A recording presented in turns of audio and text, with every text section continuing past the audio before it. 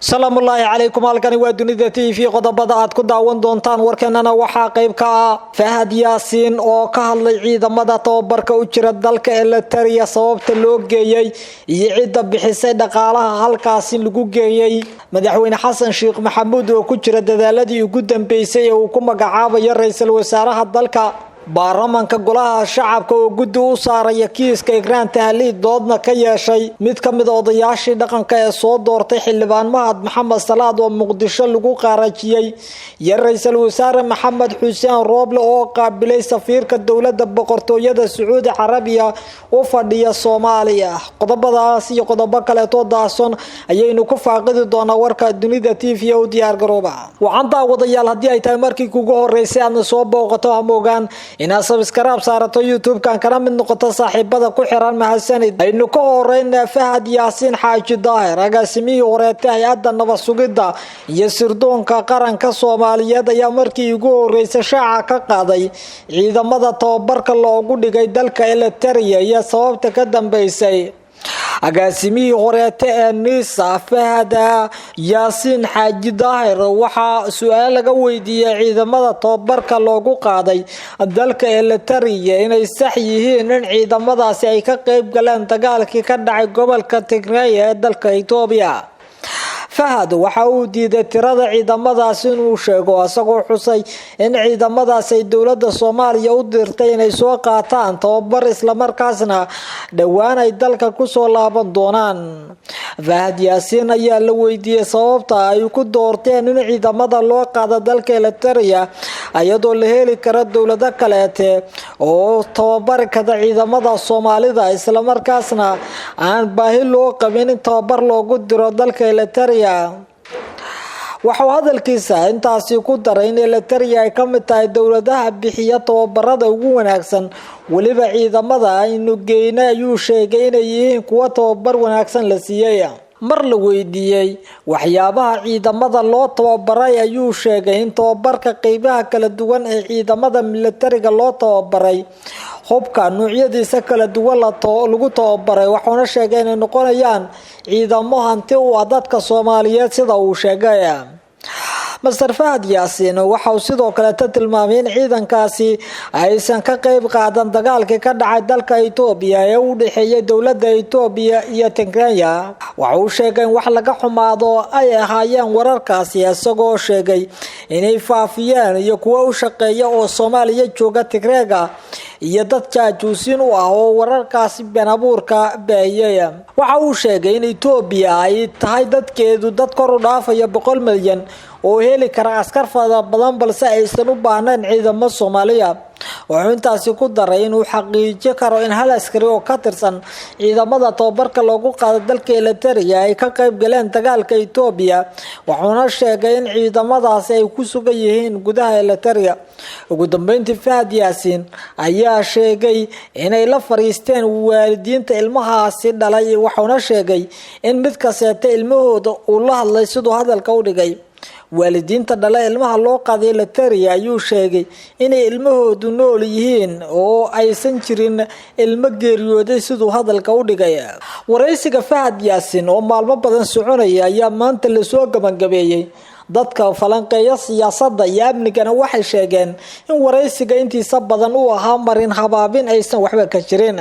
madaxweyne Xasan Sheekh Maxamuud ayaa wada la tashiyadii ugu dambeeyay ee xilka ra'iisul wasaaraha Soomaaliya mudane Xasan Sheekh Maxamuud madaxweynaha Jamhuuriyadda Federaalka Soomaaliya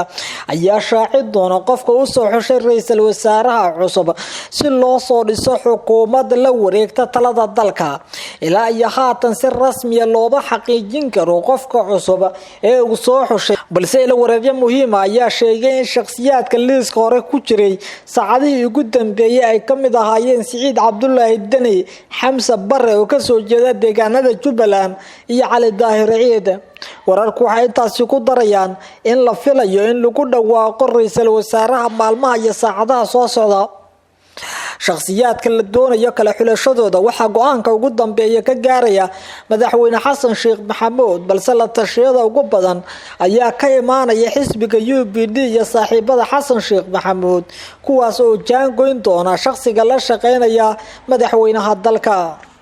baarlamaanka Soomaaliya ayaa qaadaya tilaabo la xiriirta kiiska Ikraan Tahliil kulankii maanta xildhibaanada golaha shacabka ayaa waxa lagu soo qaaday arinta la xiriirta Ikraan Tahliil waxaa sidoo kale mar kale cirka isku shareeray xaaladda kiiskaasi oo waraysi uu bixiyay Fahad Yaasiin uu ku sheegay hadallo la xiriira kiiskaasi halka uu jiro kulanka ajadihiisa ma ahayn in looga hadlo arinta Ikraan Tahliil balse xildhibaan Daahir Amiin Jeesow oo ka tirsan baarlamaanka ayaa halkaasi ku codsaday in guddi ay u saaraan baarlamaanku Jeesow oo kamid ah xildhibaanada beesha ay ka soo jeeday Ikraan waxa uu codsaday in guddi baaritaan ay u magacaabaan baarlamaanka Soomaaliya arintaasi soo turxaan bixiya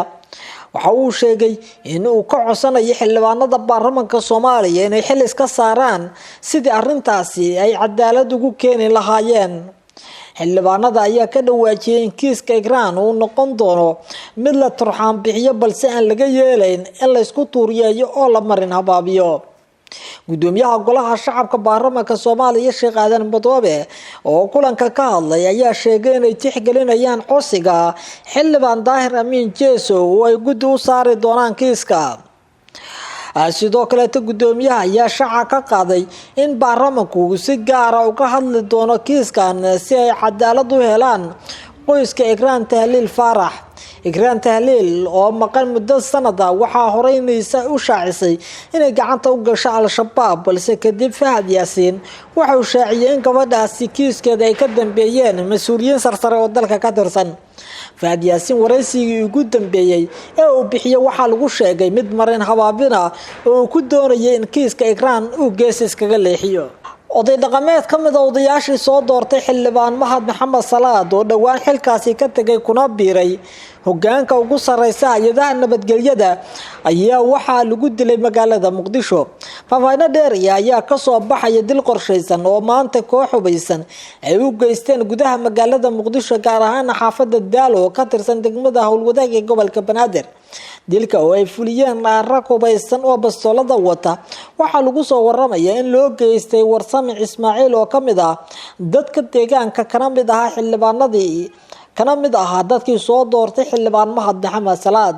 wararku waxay intaasi ku darayeen in dilka kadib ay goobta iskaga baxsadeen kooxdii falkaasi fuliyay goobjoogayaal ayaa sheegay in marxuumka ay rasaastu ka haleeshay qeybaha sare ee jirkiisa uuna geeriyooday sidaynu ogaanay marxuumka waxa uu kamid ahaa ergadii soo dooratay xildhibaan Mahad Maxamed Salaad oo taliyaha hay'adda nabad sugidda iyo sirdoonka qaranka dhawaan loo magacaabay maalmihii ugu dambeysay waxa la sheegay inay la kulmayeen hanjabaado iyo taleefano loo soo dirayo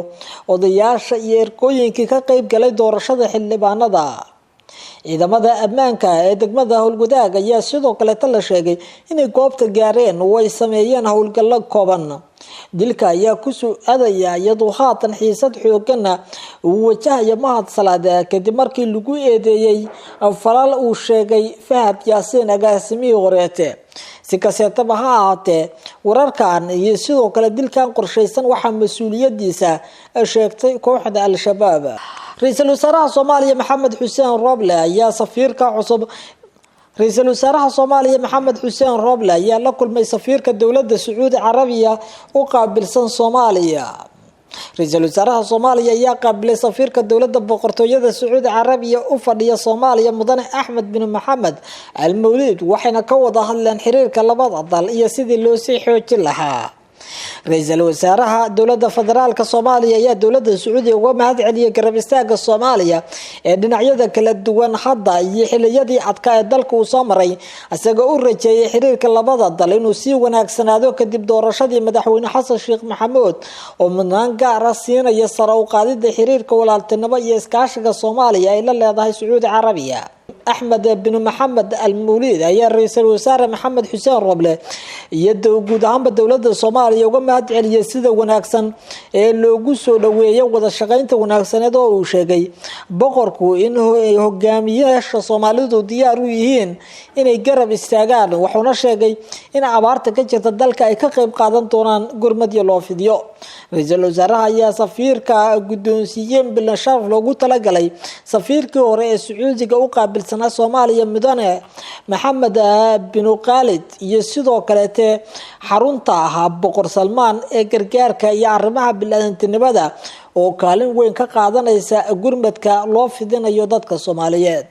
warkaad ka daawanaysan dunida TV waa geynta sidaas nabadgelyo